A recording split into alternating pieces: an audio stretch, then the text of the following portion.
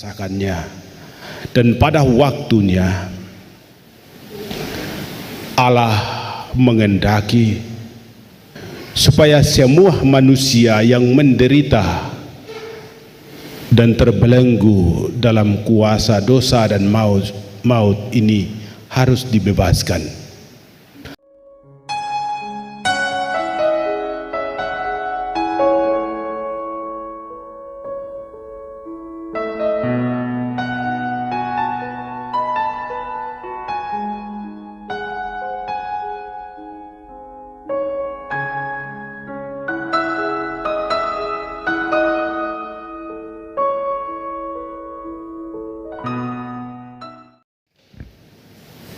Bapak, Ibu, saudara-saudari yang terkasih,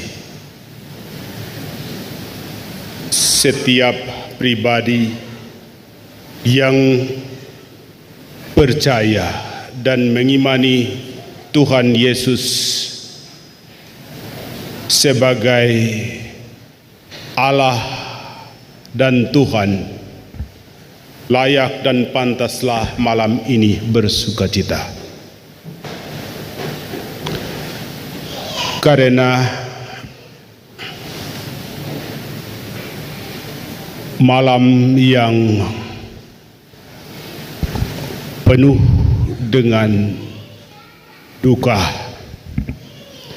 malam yang penuh dengan ketakutan,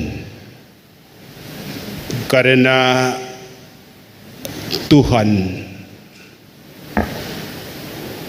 mati karena dosa dan dibunuh dengan cara menyalibkan Dia karena kesalahan kita.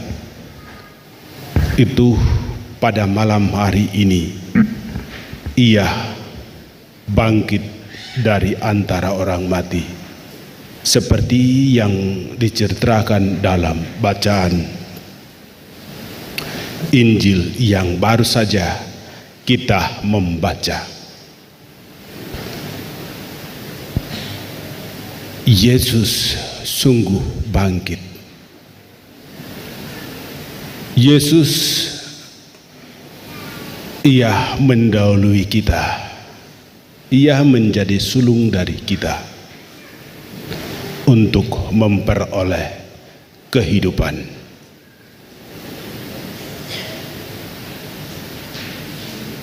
Dia sendiri dikubur itu mengatakan, saya mendahului kalian ke Galilea. Di sana kamu akan mendapatkan aku. Maka itu layak dan pantaslah bahwa setiap pribadi yang percaya akan Tuhan Yesus dan mengimaninya sebagai Putra Allah yang hidup, Sang Juru Selamat,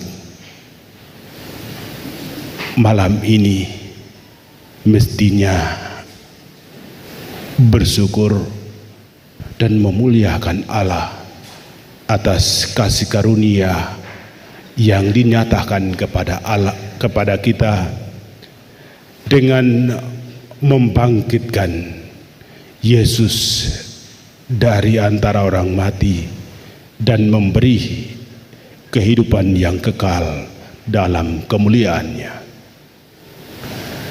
Bapak, Ibu, saudara-saudari yang terkasih,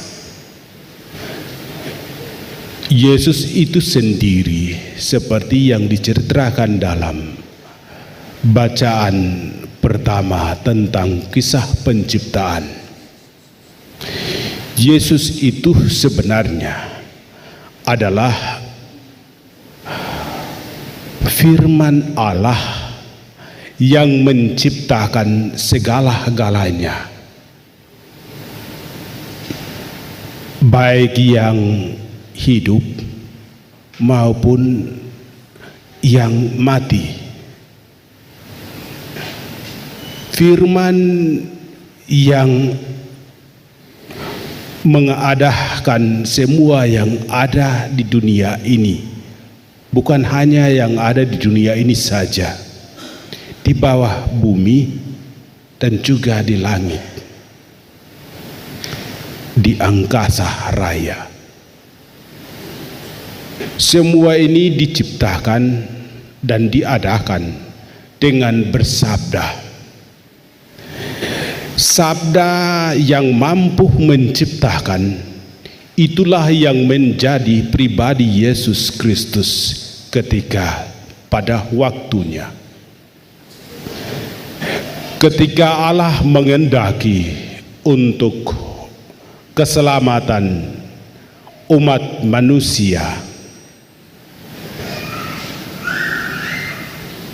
itu sabda Allah datang kepada Maria, dan sabda itu menjadi pribadi Yesus Kristus yang hadir dalam keluarga manusia, yaitu Maria dan Yosef.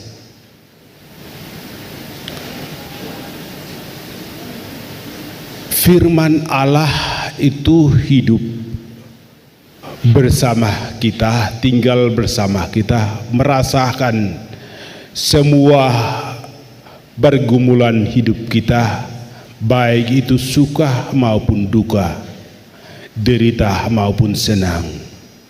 Semua ia merasakannya, dan pada waktunya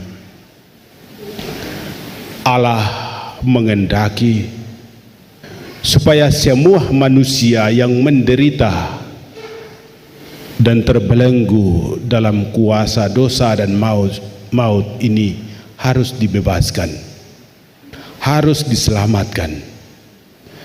Saat itu pula lah putranya harus dikorbankan. Seperti yang kemarin kita telah memperingatinya. Kemarin kita merayakannya, yaitu wafat Tuhan kita Yesus Kristus. Ia mati, wafat di kayu salib demi keselamatan kita sekalian, bukan keselamatan dirinya, bukan juga kemuliaan namanya sendiri, tetapi ia berkorban, disalib, mengorbankan dirinya, disalib demi keselamatan kita, demi kebebasan kita manusia.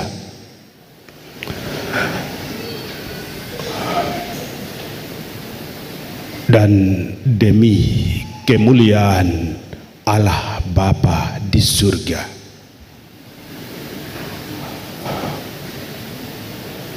Tindakan penyelamatan Tuhan Yesus untuk kita ini dibenarkan oleh Allah dengan tindakan Yesus dibangkitkan dari antara orang mati. Dalam bacaan Injil kita mendengar pada malam hari ini bahwa di kuburan, tempat di mana Yesus dibaringkan, jasad Yesus itu tidak ada, kosong. Malaikat itu memberitahu kepada perempuan yang pagi-pagi pergi ke kubur Yesus, mari datang lihat, dia sudah tidak ada, dia sudah bangkit.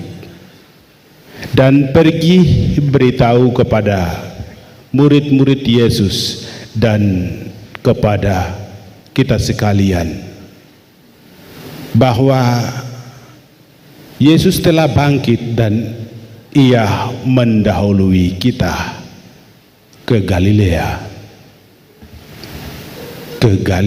surgawi bagi kita.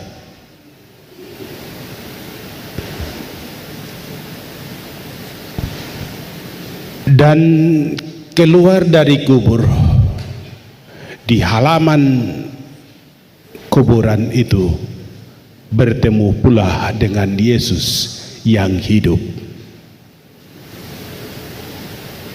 Yesus yang bangkit bertemu pula dengan perempuan-perempuan yang datang melihat Yesus di kubur itu, dan ia memberikan salam kepada perempuan-perempuan itu. Bapak, Ibu, saudara-saudari yang terkasih, perempuan menjadi pewarta utama dalam kebangkitan Yesus Kristus ini. Biarpun mereka itu kadang menjengkelkan karena cerewetnya mereka, tapi ingat, perempuan menjadi pewarta pertama akan kebangkitan Yesus Kristus. Kamu laki-laki, kasihan perempuan yang kasih tahu baru kamu pergi ke kubur Tuhan Yesus.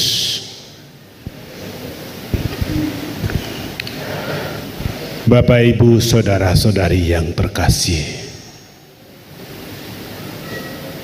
kita yang percaya akan Tuhan Yesus Kristus bangkit dari antara orang mati dan hidup, maka marilah kita menjadi pewarta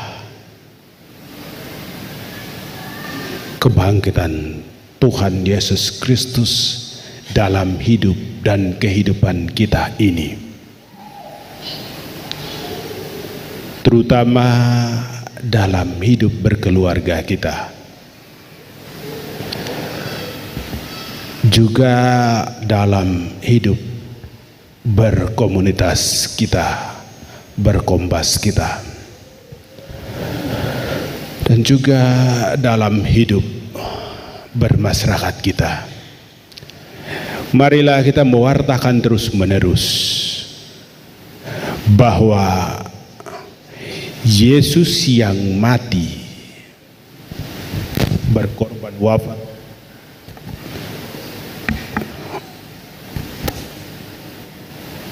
wafat di kayu salib itu, dia sudah mencapai kehidupan kekal. Ia mendahului kita dan ia pergi ke surga mencapai kehidupan yang kekal untuk mempersiapkan tempat bagi kita yang sudah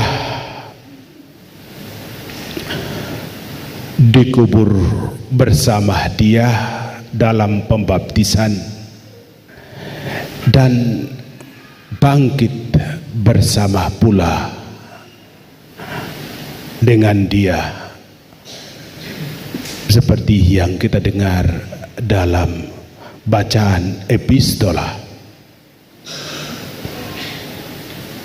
Maka itu Bapak, Ibu, saudara-saudari yang terkasih, tugas kita adalah mewartakan kebangkitan Kristus Yesus dalam hidup dan kehidupan kita, sehingga semakin banyak orang percaya akan Tuhan dan memperoleh keselamatan karena kasih karunia Allah melalui Putranya Yesus Kristus Tuhan kita yang bangkit dan hidup. Semoga demikian.